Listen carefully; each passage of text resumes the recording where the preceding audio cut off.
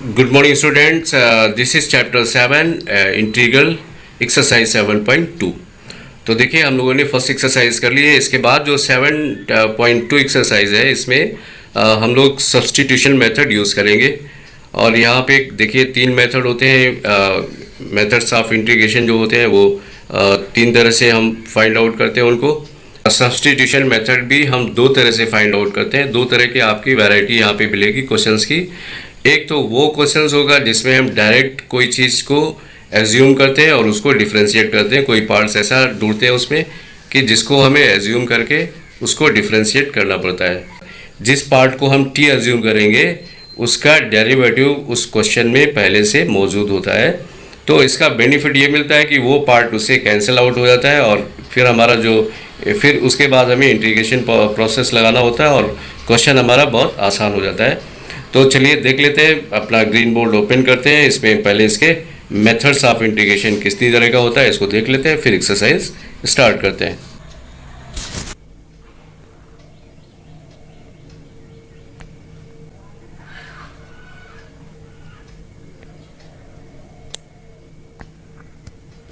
Methods of integration, जो पहला method है वो है इंटीग्रेशन बाय सब्स्टिट्यूशन मेथड है। Integration by partial fraction.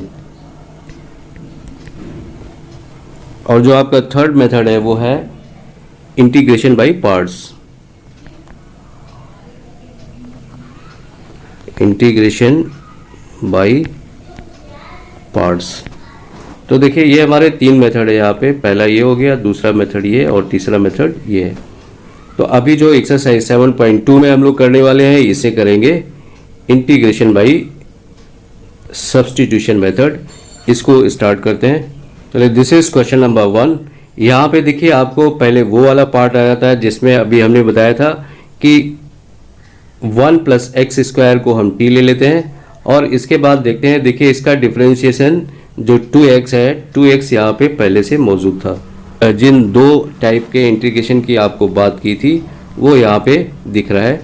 तो हमने क्या किया इस क्वेश्चन में, हमने देखा कि अगर हम नीचे वाले पार्ट को t एज्यूम कर लेते हैं तो जब हम इसका डेरिवेटिव फाइंड आउट करेंगे तो ये 2x dx आ जाता है, 2x dx। और देखिए इसका ये 2x ये जो डेरिवेटिव है इस क्वेश्चन में पहले से मौजूद था। तो इस चीज़ को हमें देख के अगर एक दो क्वेश्चन करेंगे इसके बाद आपको इसकी प्रैक्टिस हो जाएगी। फिर आप एजम्पशन करने के टाइम में कि किसको हमें एज्यूम करना है t के इक्वल, ये आपको दिक्कत बिल्कुल भी नहीं होने वाली है। तो देखिए इस क्वेश्चन में पहले 1 + x² = t, not 2x dx = dt। तो यहाँ पे हमें क्या है dx की वैल्यू निकाल लेनी होती है, क्योंकि यहाँ पे जो हमें फाइंड आउट करना होगा वो करना होगा इंटीग्रेशन 2x 1 + x² dx, इसको निकालना है। तो देखिए dx की वैल्यू को हम यहाँ से फाइंड आउट कर लेते हैं। तो यहाँ से देखिए dx कितना आ जाता है हमारा, ये आ जाता है dt/2x हो जाता है। और अब हम इसकी वैल्यू इनपुट करना शुरू कर देंगे। तो यहाँ जो इंटीग्रेशन का साइन है 2x की जगह तो ये 2x ही रहेगा और dx की जगह हमने क्या कर दिया dt/2x कर देते हैं इसको। और यहाँ पे जो पहले से था ये 1 + x², इसकी जगह क्या हो जाता है, इसकी जगह हमने t को एज्यूम किया था तो ये आ जाता है यहाँ पे हमारा t। इस तरह से इक्वेशन बन जाता है। अब देखिए 2x और 2x तो कैंसिल हो गया और यही बेनिफिट होता है इसका सब्स्टिट्यूशन मेथड का। तो अभी जो हमारे पास ये एक्सप्रेशन आया था ये है 1/t dt। और इसके बाद देखिए इंटीग्रेशन 1/t dt ये हो जाता है log मॉडुलस t + c। ये log यहाँ पे मॉडुलस t को भी रिप्लेस कर देंगे। t का हमने वैल्यू क्या रखा था 1 + x² को t एज्यूम किया था, तो इसको फिर रिप्लेस कर देते हैं।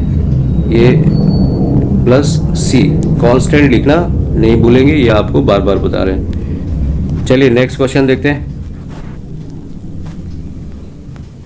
यहाँ भी देखिए, यहाँ देखते ही पता चल रहा है कि log x का जो डिफरेंशिएशन आता है, log x का जो डेरिवेटिव आता है 1/x होता है, और देखिए 1/x यहाँ क्लियरली हमें दिख रहा है।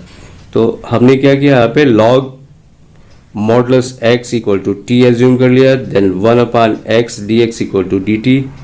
अब देखिए ये वैल्यू यहाँ पे इनपुट कर देते हैं, log मॉडुलस x का square upon x dx easy ये रहेगा कि आप यहाँ पे जो देखिए आपको यहाँ पे इजी ये रहेगा कि आप dx की वैल्यू को फाइंड आउट कर लिया करो, दिया आएगा x dt। अब यही वैल्यू हम यहाँ पे इनपुट कर देते हैं। तो देखिए यहाँ पे जो हमारा एक्सप्रेशन था वो था log x का होल स्क्वायर बाई x, और इसका dx यहाँ पे था। अब इसको देखिए चेंज करते हैं, तो log x की जगह तो ये t स्क्वायर हो गया, और dx की जगह अभी जो वैल्यू आई थी वो क्या थी, x dt into x dt, इसको लिख दिया। और नीचे आपका x पहले से आ रहा था, देखिए ये x और ये x कैंसिल हो जाता है। अभी जो एक्सप्रेशन आ गया सिर्फ हमारा इतना एक्सप्रेशन आ जाता है, t स्क्वायर dt। अब इसका इंटीग्रेशन करते हैं t के रिस्पेक्ट में, तो ये आता है t क्यूब बाई 3। यहाँ पे x पावर n वाला इंटीग्रेशन x पावर n वाला फार्मूला लगता है, आपको पता है ये। तो ये आ गया t cube by 3 plus c। इसके बाद अगेन इसकी वैल्यू को रिप्लेस कर देते हैं, और ये हमारा फाइनली आंसर ये आ जाता है। नंबर 3 में आपको टर्म्स को कुछ इधर उधर करना होगा, इसमें कुछ जुगाड़ लगानी होगी। जैसे कि देख रहे हैं यहाँ पे हमें क्या करना है कि यहाँ पे x कॉमन ले लिया जाता है। अब हमारे लिए आसान हो जाता है कि 1 प्लस log x को t एज्यूम कर लेते हैं, देन इसका 1/x dx equal to dt। और जैसे कि हमने बताया कि dx की वैल्यू आप हमेशा फाइंड आउट कर लिया करो, हमेशा आप dx की वैल्यू फाइंड आउट करिए, तो ये होगा x dt। और ये क्वेश्चन भी कुछ उसी तरह का हो जाता है। अभी जो हमें इंटीग्रेशन निकालना था वो था हमारा 1/x into 1 plus log x ये था, और dx था। तो देखिए अब dx की भी वैल्यू यहाँ इनपुट करते हैं, और 1 प्लस log x को जो हमने t माना उसको भी रिप्लेस कर देते हैं। तो ये आ गया 1/x, और 1 प्लस log x की जगह क्या एज्यूम किया है, t। तो ये आ गया इंटू t, एंड dx की जगह देखिए क्या आ रहा था, dx की वैल्यू आ रही थी हमारी x dt, तो इसको x dt भी लिख दिया। अब देखिए x और x यहाँ से कैंसिल हो गया, तो ये आपका इंटीग्रेशन आ जाता है 1/t dt। अब इसको t के रिस्पेक्ट में इंटीग्रेट करना है। जो t के रिस्पेक्ट में इंटीग्रेट करेंगे तो फिर वही log मॉडुलस t आ जाएगा, और इस तरह से आपकी ये वैल्यू फाइंड आउट हो जाती है। बाद में देखिए t को भी रिप्लेस करना है, 1 प्लस t की जगह क्या था, 1 प्लस log x, और ये हमारा आंसर हो जाता है। तो देखिए यहाँ पे ऐसे टर्म को हमें एज्यूम करना जिसका डेरिवेटिव पहले से मौजूद हो। तो हम यहाँ देखते हैं, अगर cos x का एज्यूम करते हैं, cos x को t एज्यूम करते हैं, तो इसका derivative sin x minus sin x आएगा, बट ये यहाँ पे पहले से मौजूद है। तो देखिए cos x को t मान लिया, minus sin x dx equal to dt। यहाँ से फिर वही dx की वैल्यू निकालनी है, dt by minus sine x का यह इंटीग्रेशन क्या था, sin x into sine cos x into dx, ये आपका इंटीग्रेट करना था। तो अब देखते हैं यहाँ पे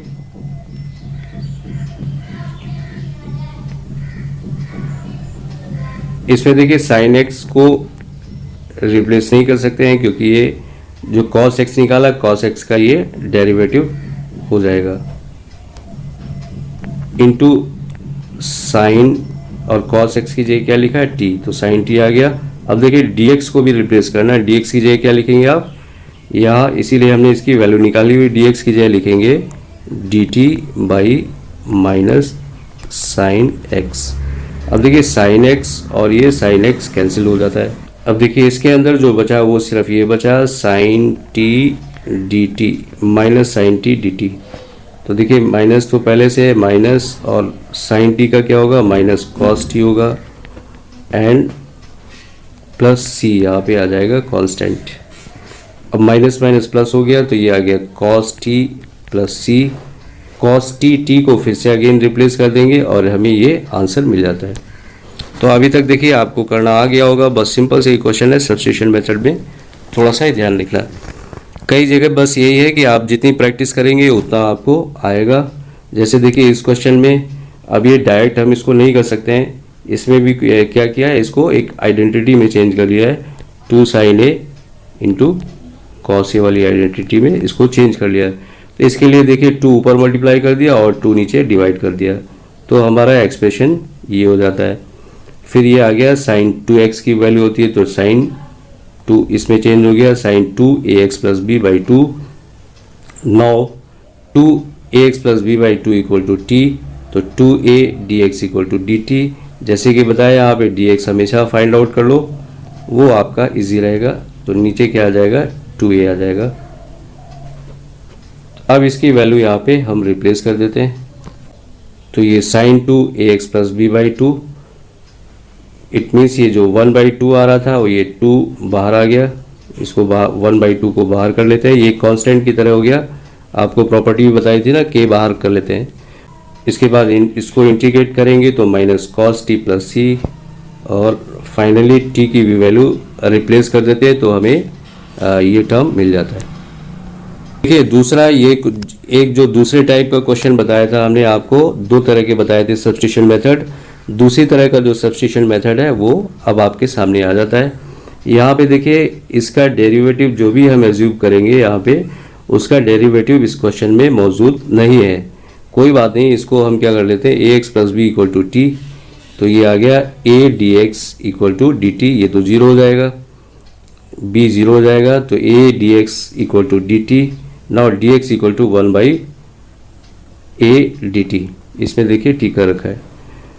इसके बाद यहाँ पे वैल्यू को इनपुट कर देते हैं, जिसको एज्यूम किया है 1/2, रूट को हटा के ये क्या कर लिया हमने, पावर 1/2 कर लिया, तो ये आ गया 1/a, कांस्टेंट को बाहर निकाल लिया, t पावर 1/2। अब सिंपल सा इसमें x पावर n इंटीग्रेशन वाला ये फार्मूला लगेगा, ये आपको अच्छी तरह से पता है क्या होता है, तो इसके अकॉर्डिंग आपको इसको सॉल्व कर देना है। तो आप देख रहे हैं यहाँ पे ये हमारा लास्ट में फाइनली, तो लास्ट में हमें फाइनल ये टर्म मिल जाता है।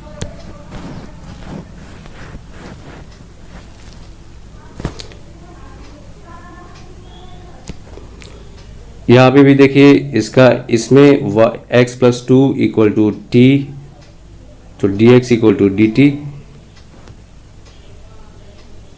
एक ये रिलेशन मिल जाता है, dx equal to D t. Now इनकी वैल्यू को इनपुट करेंगे, ये एक्सप्रेशन आ जाता है इस तरह से। अब देखिए रूट टी को दोनों में मल्टीप्लाई कर देते हैं तो ये हमें एक्सप्रेशन मिल जाता है।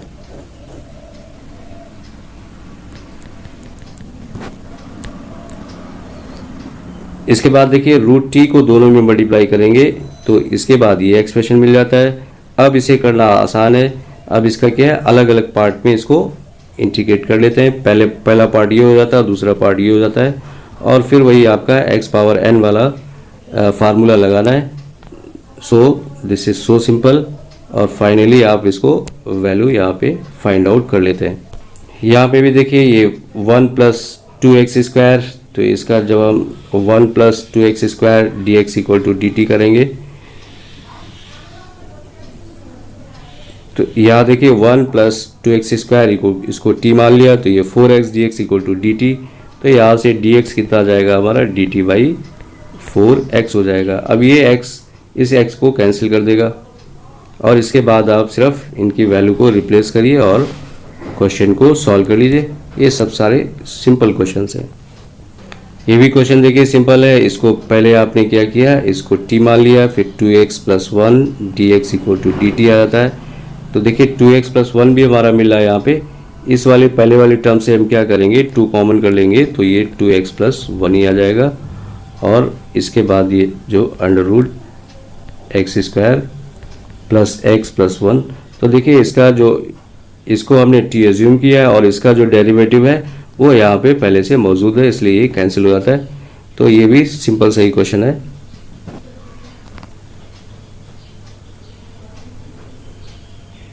देख लेते हैं इसके स्टेप्स।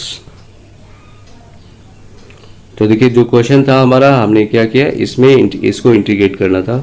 अब हमने क्या किया, यहाँ पे इसकी वैल्यू को रिप्लेस कर देते, तो ये 2 2x प्लस 1 और इसकी जगह क्या रूट टी आ जाएगा, रूट टी, और dx की जगह क्या आने वाला है, इस dx को भी रिप्लेस करना है, इस dx को रिप्लेस करना है, dx की जगह आएगा हमारा अभी बताया था आप dx को हमेशा फाइंड आउट कर लो।